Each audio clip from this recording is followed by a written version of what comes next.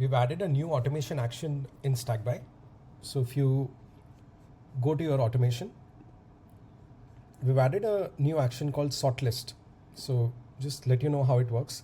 Let's say you create an automation where a new row is created in the companies tab. You basically choose a row.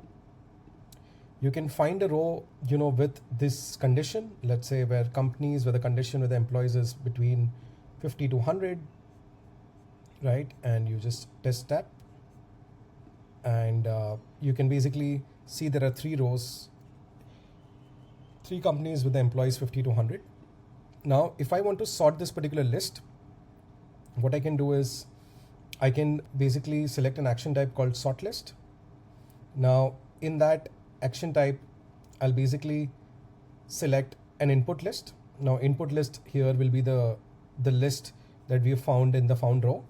So I can use, the list that I've got, as the list of records, and I can basically sort by A to Z or Z to A, or, I can sort by any particular condition, that particular records. Say, let's say if I test this action, you will see those records, will be sorted. Now, if I basically want to send an email to someone, let's say if I want to send an email to support@Stackby, latest companies, and I can just create a message. Hello there.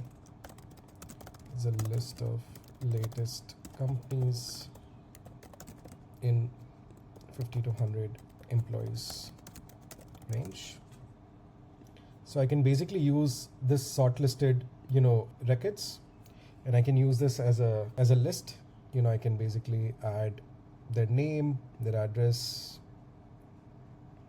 and let's say their contacts, and I can just insert as a list of rows. It's the latest companies, and I can just generate a preview. So you can basically see, the record will be added here like this. I can generate a preview and I can see those records and I can configure it. So I can just do a run test.